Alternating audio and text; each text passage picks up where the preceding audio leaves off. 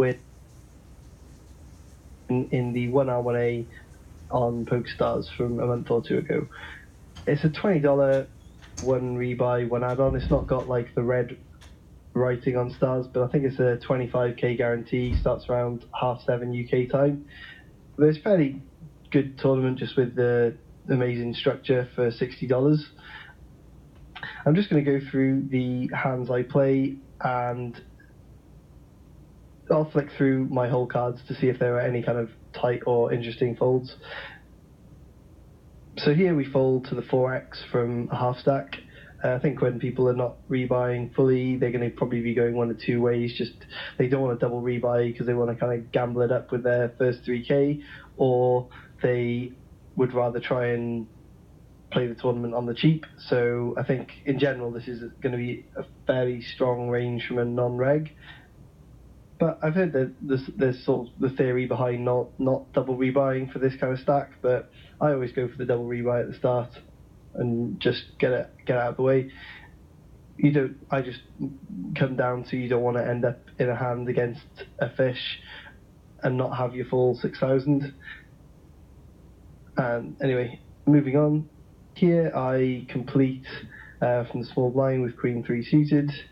We turn pretty good, and I bet.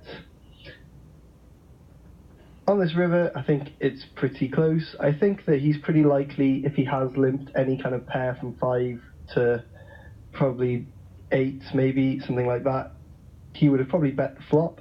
So when he does call this turn, I think that he has some kind of straight draw or a better queen. So I think that probably check calling is the better way to go for me here rather than betting. I think we just get called by better queens. Don't probably get heroed by maybe like an ace-10 often enough. So I think and I don't think like ace-10 and ace-jack, I think ace-10 and ace-jack are kind of less likely than maybe a jack-9, jack-10, 9-10 kind of hand. So I think I should probably just give him some rope to bluff the river there, and we're not going to get called by worse too often. But I do bet and we take it down. A few folds. Nothing of note. We move tables and open the ace-10 off. We get called in 2 spots.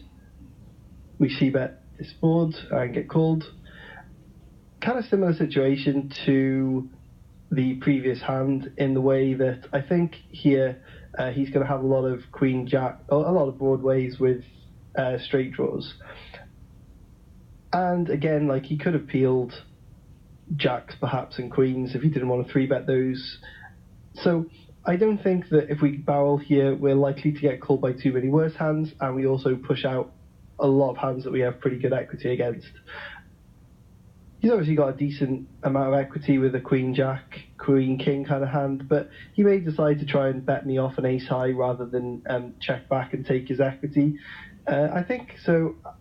This is kind of close whether we bet or check. Again, I decide to bet given the depth of our stacks, but I just think we fold out too many hands that we're doing very well against. And even something like 2s to 8s, I think he's going to probably bet in position on the turn. So yeah, and probably fold to a bet here. So I think that again, probably check calling is the way to go, but we do bet and we get another fold. Next time we open the king jack suited and flop good again and c-bet and get a fold.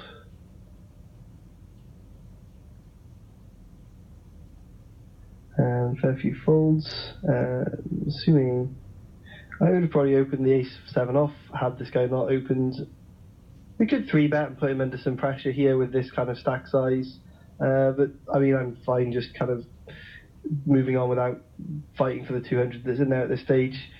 Pretty good though to get maybe a kind of active image at this stage in case we do pick something up. I think that like the vast majority of people are going to be playing fairly ABC with this stack, no antes, but I think this is probably a good. I mean, I almost want to 3-bet and get caught here rather than just win the 200 chips. So for that reason, maybe I could have 3-bet here, but just decided to let it go.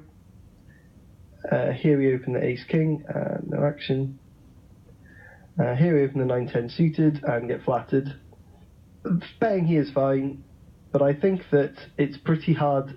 If we have any kind of 6s to 9s and a 10, it's pretty hard for us to win the pot if we bet the flop and we're against.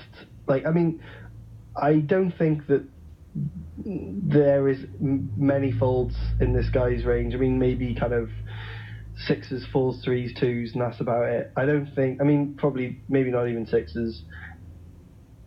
And then everything else that's flattered me pre here, I think is going to be calling. I mean, he could be somebody that's flatting some kind of ace nine, ace eight suited and stuff. But I think against my end of the gun +1 open, this is just gonna. I'm just gonna get called all day, and any kind of bluff is going to bet the turn. So kind of what I'm getting around to is that if we bet here, and we're not intending on check calling turn, we're just going to lose the pot here 90-something% of the time. The other ways we can play this pot is with the intention of c-betting and check calling and kind of hoping for a lot of ace, king, queen combinations. And maybe we get some value from those kind of 9s, 8s, 7s, what have you, that he may bet turn, check back river. So betting and check calling turn is an option, and probably check folding river. Yeah, otherwise we're just very likely to lose the pot. So in this situation, I decided to just check and probably check call flop and see, kind of reassess on a turn. But he does check it back, and that makes me fairly confident that he has maybe a fairly strong draw, or a kind of similar showdowny hand that he may have sort of a better 10, but I mean, other than ace 10, I wouldn't expect, and maybe like a king 10 suited, something like that. I mean, I don't expect him to be flatting too many better 10s. So, and again, I don't expect the jack ever here. So I think we're pretty happy we've got the best hand now. So we go for half pot and he calls. The river's a king, which is obviously pretty bad. And now we're only beating those kind of mid pairs, which I don't think our line of check, bet, check really need to bluff too often here, or are likely to bluff. And he may feel that I have some kind of king, queen hand that I am deciding to try and let him bluff with. So I don't think we need to be worried here if he bets. I think we can fold fairly happily. But we do check, and he checks it back with his pocket sevens.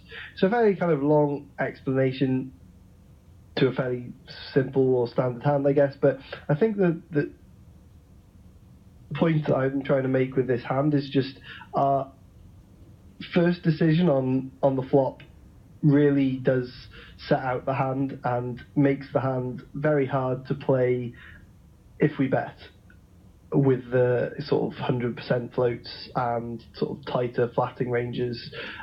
Maybe this deep with no antes, I mean, it's kind of a bit less relevant, but I just think that this is a spot where we're either going to be in an ugly situation on the turn if we bet the flop, or we are just going to lose the pot with maybe the best hand. So we do kind of get our 1 street of value in that hand, and I guess that's the best we can really hope for with that run out. Here I decide to flat a 3x from good buttons open. I don't know how I feel about this. I think that I'm kind of fine just flicking 3x in and going from there, rather than trying to sort of 3-bet, 5-bet. I don't know how comfortable I am with 3-bet folding to a 4-bet here. I think I'm more likely to be 3-bet, 5-bet shoving, which I think is fine, but I'm not sure how often with this kind of stack size he's going to be looking to go for a light 4-bet. So if I don't think he's ever really light 4-betting me, it's kind of a 3-bet fold, and that just feels a bit silly with ace-jack suited. So I guess this is the kind of lower variance, but more likely to get owned line of just calling. But we do flop pretty good, so we just decide to check call, and turn pretty good, and he checks back, so I think we have a very clear value bet. And I think here we can have some sort of ace 10, king 10 suited, maybe 9-10 suited, those kind of hands. I may decide to value bet thinly with any kind of pocket pair here. So I think this is a fairly easy value bet, us being at pretty much the top of our range. And he does call with pocket eights. So, I mean, I don't know quite what... I assume he would have probably 4-bet induced had I 3-bet. I mean, obviously pretty irrelevant, but I mean, I just don't really think that we're going to get 43 big blinds in too well here. But I don't hate 3-bet, 5-bet shoving with decent equity against some of his value range like he probably would have done there. So we're at 7 and we open the kings and we get some folds. What happens to 8-9 suited? Could peel here. I think that's probably a mistake to fold. I think 45x effective. I think that's a pretty bad fold for me there. Or could 3-bet as well. I think calling is the way I'd prefer to go. But we do let it go. And fairly standard. Slightly confused to see a donk bet, as he's again just going to be left in that position on so many turns of not really knowing what to do, but it works out. Anyway, here we get the ace king off and we open and get 2 callers. Decide to c-bet with good flop and backdoor spades, and we get raised fairly large from this button flat. This is a pretty ugly spot. I think without backdoor spades, we could think about folding. I think that he can. The hands that we beat here are going to be most likely Queen 10, but again, I'd kind of expect that kind of a hand to call. I think people are definitely mixing up and increasing their sort of flop raising ranges here, but I think that in general we're just kind of going to see King Jack, pocket fives, maybe pocket jacks more often than we're going to see ace 10 off turned into a bluff. I mean, I think that, probably Queen 10 is a bad example of what he could do this with that we beat. I think it's more likely to be a kind of ace 10, 9-10 of clubs.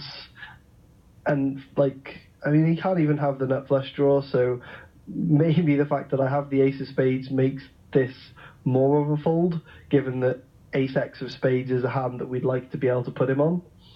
So, feels a bit weak bet folding this, but to this kind of sizing with another player in the hand, I just don't think that this is a bluff very often. And hoping that he has ace 10 of clubs, 9-10 of clubs, just really, feels a bit speculative. I think he's probably fine just calling those, and if he does bink his miracle, he's going to want the other guy in the hand too. And a lot of his calling range on the button here is going to be kind of king, queen, king, jack. So I think we can probably assume he has king, jack here, or pocket five, something like that, far more often than he has a kind of weird played draw, which he would probably happily just flat. So anyway, after all of that reasoning behind why we should fold, I do click call, and we turn pretty good. So get prepared to call off another chunk of our stack, not really be too happy, but he does decide to check it back, and we don't connect with the river. But I'm assuming I'm good here probably more often than not when he kind of gives up on the turn. I think that a lot of his hands probably still just likely to continue. It's pretty hard to have a flush. And I don't think that maybe he would feel I would play a flush draw a bit more aggressively, or maybe a bit more passively, but not really kind of just bet calling. I think I'm fairly likely to lead the turn perhaps if I did turn a flush. So kind of maybe a few give ups and kind of maybe like a queen 10 with a spade or something like that he's decided to take a free one, or maybe he's just completely giving up. So I don't really see him taking this line with king queen too often, so I don't really think I should be value betting. I don't think there's enough things that call, so I just decide to check and hope that he maybe kind of has another go with his maybe missed kind of draws and something. He does go for slightly less than half pot, so we call, and he shows us the pocket fives. So maybe a little surprised he didn't continue on the turn there. I think there's a lot of hands like this one that just bet call the flop, but still fairly normal and fine line from him. And I think our kind of flop assumption, obviously just seeing this one hand doesn't tell us too much, but I just don't feel three-way there. Kind of weak draws are too likely to continue, or too likely to take that line.